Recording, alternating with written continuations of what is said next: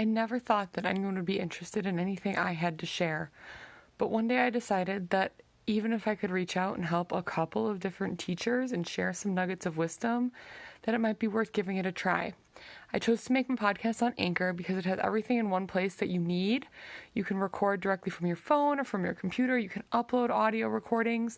They also distribute your podcast for you on places like Spotify, Apple, Google, and many more. So download the free Anchor app today or go to anchor.fm to get started. Hey everyone, I'm popping on today to share with you about the strategy that is really commonly used in comprehensible input classrooms called volleyball reading or volleyball translation or ping pong translation, I've seen it called sometimes.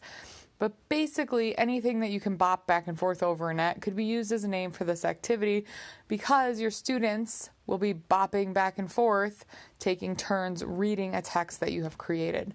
So the first thing that you'll need in order to do this activity is you're going to need a comprehensible text.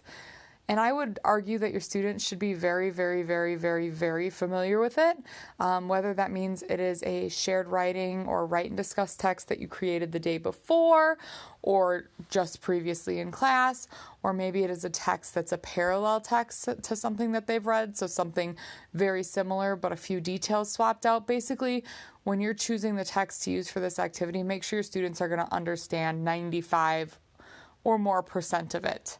Because, especially if you do it the traditional way where the students are working in partners on their own, they're not going to necessarily have you as support to fill in those gaps for understanding, and we don't want them to feel like they don't have enough knowledge or that they're not good at the language and that they can't do this activity. So the traditional way that I've learned of doing this activity is basically the students get into partners, and the partners will take turns reading the text back and forth, line by line, sentence by sentence, however you want them to do it like that, in the target language, and then doing the translation into the first language. So basically, the first student would read the first sentence in Spanish. So they would say like, hay una tortuga que se llama Fred. So they would read the first sentence in Spanish. And then the second person, it would bop over to them. They would translate that sentence into the first language, so in my case, English. There is a turtle that himself he calls Fred. And then that second partner would read the next sentence in the target language. Fred es grande y simpático. And then it goes back to the first partner. Fred is big and kind. And then they read the next sentence in Spanish. So basically, except for the first line and the last line, because there's not anything else to translate after the end, really, once you've said it, there's no more to read. It's going to go, every turn is going to go Spanish, English, Spanish, English, Spanish, English, Spanish, English, Spanish, using first language, target language, first language, target language.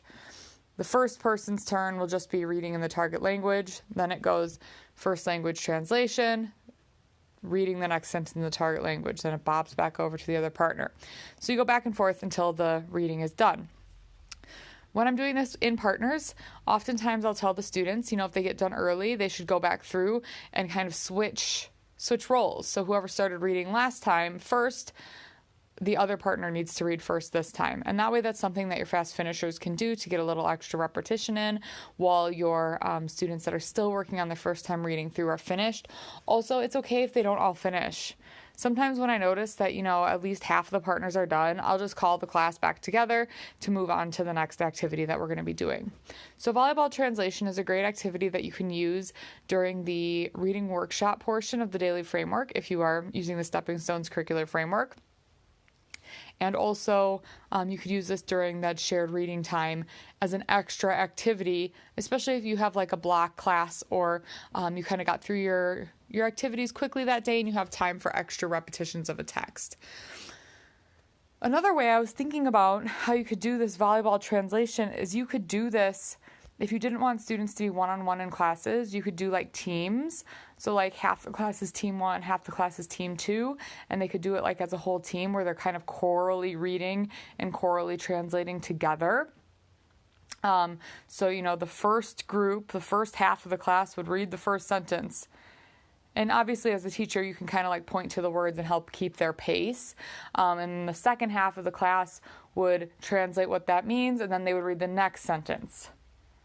Or you could do it like as like teacher and students. So me as the teacher, I am like one partner, and then all of the students are one partner, so they're like on a team together. So I would read the first sentence, and then the whole class would, and again, I'm still going to be pointing to kind of the words to help them keep pace. So this text is going to need to be displayed where all students can see it.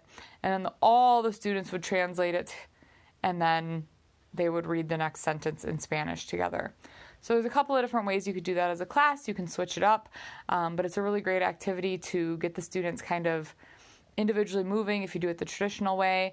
I have them stand up, and I have them move to a part of the room where they're able to see that text easily, because sometimes they all stand in each other's ways, and they're like, move your head, I can't see. It just gets really awkward. You could have them just stay seated if you needed to also. You could have them like go find a new partner and do this again. Obviously, you don't want to like kill them with the reading, because we want them to enjoy reading. But there's, a lot of different ways that you can extend this activity if you need to. So that is volleyball translation, volleyball reading, or ping pong reading. And I hope that you can use this activity in your class, and I hope that it goes well.